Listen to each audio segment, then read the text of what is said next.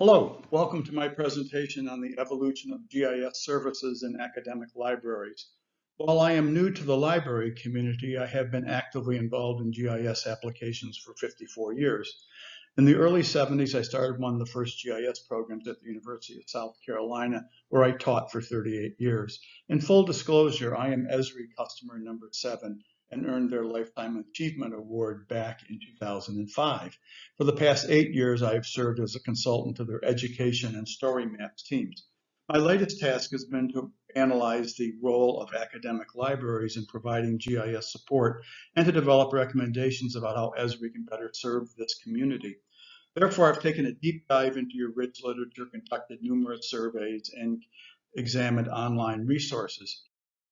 The objectives that I have today are to track the evolution of these services, describe a diffusion of innovation model that fits this process, discuss the role of story maps, review the current status of GIS services provided by academic libraries, present a maturity model to classify different levels of support, and finally to talk about the role of Esri in the next steps in the process.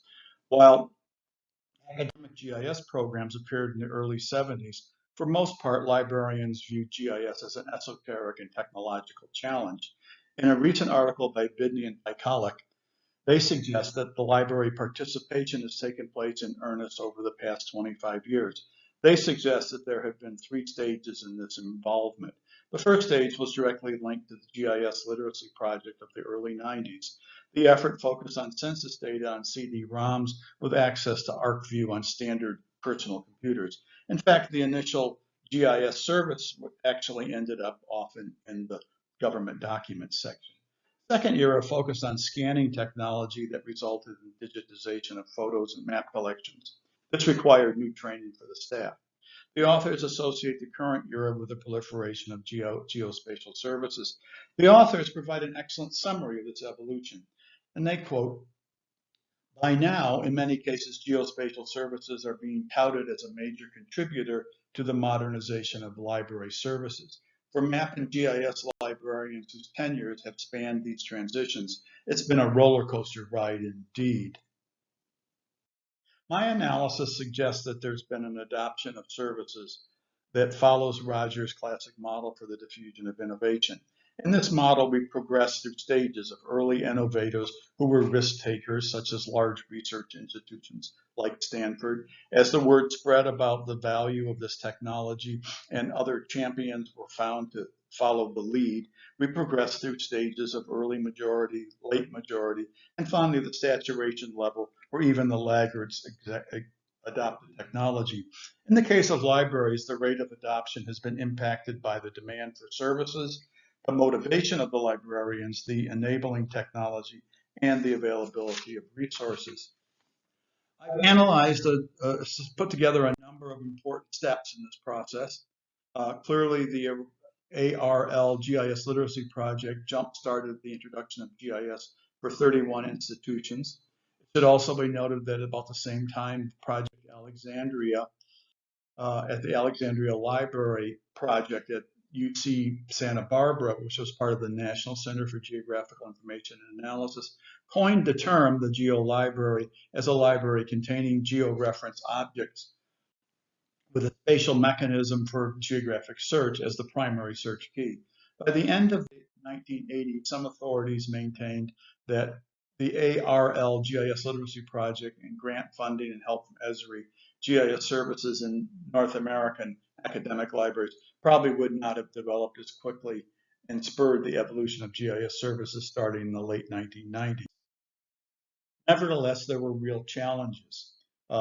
GIS still posed daunting service and collection challenges for libraries. Such systems can be expensive and require skills not adequately developed by library staff. And we can see that some of the original participants in the program dropped from the program. We started to see some other major tipping points, however, in this evolution. These include the 2010 ALA Map and Geospatial Information Roundtable, Magritte Conference, GIS in Every Library, Making It Happen.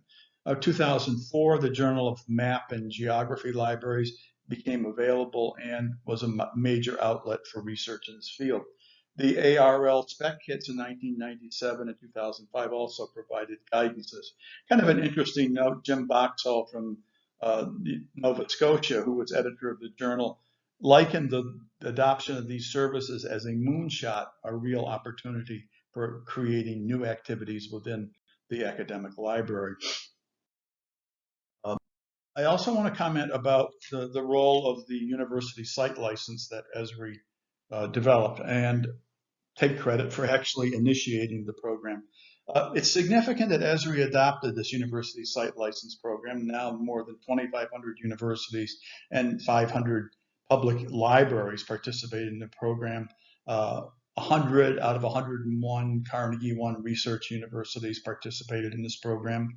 And I recently conducted an extensive survey of Esri sites to determine whether the library was offering GIS services. And I found more than 180 libraries with institutions that provided some level of support for GIS. This includes every Ivy League university, even though Dartmouth is the only one that has a geography. The site license program encouraged GIS applications across the campus. It minimized the financial barriers and provided a role for libraries to serve the entire campus. In terms of the diffusion of innovation, this was a major change agent or catalyst for libraries to seize the opportunity. Some libraries jumped at the opportunity to become part of the campus GIS infrastructure. They started to offer courses, hold GIS day activities, even manage the site license. By the middle of the decade, libraries started to post information about their holdings, and some libraries started to offer support for GIS or GPS devices. Google Earth in 2005 was a major game changer. It meant that spatial search and navigation quickly became popular citizen applications, something everyone wanted to do. With the elimination of the financial barriers and technical barriers, GIS service centers appeared in many libraries. Holstein suggests that by 2015, what was once the map, a room filled with map cases and shelves of atlases and gazetteers, was now a bustling geospatial center. However, it should be noted that GIS software was still considered required specialized training and often was difficult to find. In order to reach the saturation point in the adoption process, required new applications to convert the laggards, the final stage in the adoption process. The release of the Living Atlas and Story Maps has provided the final impetus for this completion. A great example of the use of web-based GIS light applications was provided by Gallagher and Gamble at the New College of Florida. They conclude that successful GIS support can be easily implemented with low risk. Rather than taking a minimum of 15 hours to learn the basics, a faculty member can have successful outcome in less than an hour. By helping to connect the humanities with science and technology using story maps, librarians can create a neutral environment for learners to conduct interdisciplinary research and develop spatial literacy. The number of story maps hosted now is growing phenomenally. The latest call was 1.7 million, with 3,300 new ones published just one day last week. And it looks like the Living Atlas now includes over 9,000 entries. Librarians are also providing valuable training guides for people who want to use story maps. I also want to make a point of the growing recognition of the role of librarians in support of GIS services. Julie Sweetkind Singer, who manages the geospatial resources through this library at Stanford, was named the 4th chairman of the National Geospatial Advisory Committee, the most important federal advisory committee in the field. Another kind of interesting point is that Yale provides a GIS day that lasts for 3 days, and they've created an interesting GIS club. As I look at this process, I tried to think about different classifications of the services that are being provided, and it led me to looking at maturity models, which are a popular approach to assess the current status of competence and to identify a plan for improvement. Borrowing from Omar Alaris, who wrote a dissertation at Claremont College called Toward a New Maturity Model Organizational Usage. He developed a model in which there would be three stages: exploration, exploitation, and enterprise stage. Let's look at the exploration stage. Exploration stage is a simple process in which there's no trained GIS librarian. There are simple research guides that point to data and software, and maybe they point to Esri training materials. A good example at the Baruch University, here's a GIS library guide. At the exploitation stage, we end up with specialized staff who can assist with data search, software support and licensing, things from story maps, ArcGIS, and also some consultation things. Emory University might be a good example of this type of. At the enterprise level, and here's a list of services provided at Penn State by Pekelnik, access to geographical hubs, GIS hardware and software, but also promotional activities, research activities, in-person workshops, in-class workshops. Sort of interesting if you want to look at what the mission statement for some of these centers are: support interdisciplinary GIS education, data discovery and literacy, or at Arizona State, we tell stories with maps and data. Here's an example, an enterprise level at the University of Minnesota, which is considered a spatial university with a very strong geography department. But other places, such as Stanford, has an enterprise-wide level applications, but no geography department. GIS centers form a kind of an interesting idea here. They are the focal point for research in GIS at a university. And we found, or Guan and her colleagues at Harvard did a survey and found 21 of 81 centers were actually located in the library.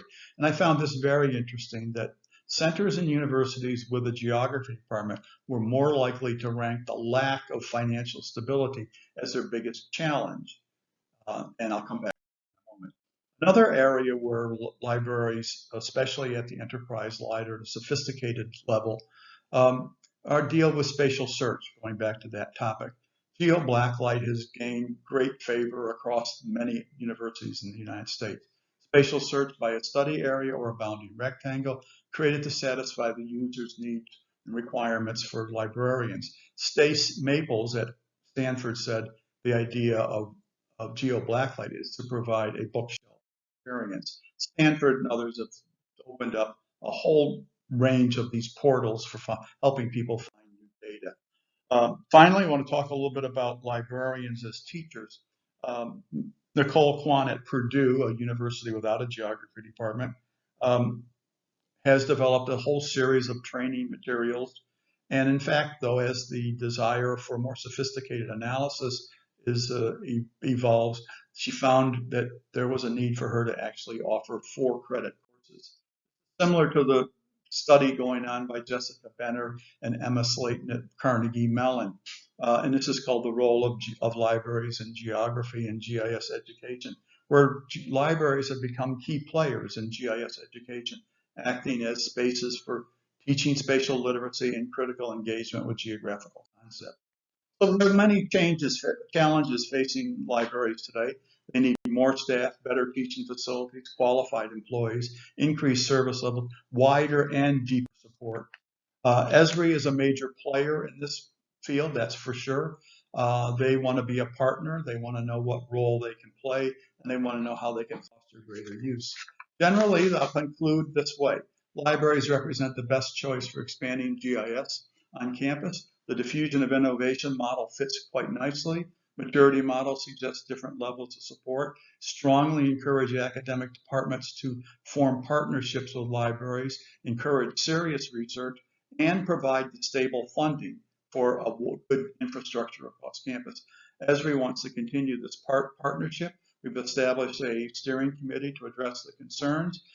Maybe we'll call it the GIS Literacy Project Part 2, developing a new ebook that I'm the author of. And I'm looking for contributions in a number of different areas. Anything that you think that your library is doing that other people would benefit from. Thank you. I'd like to hear from you at this email address.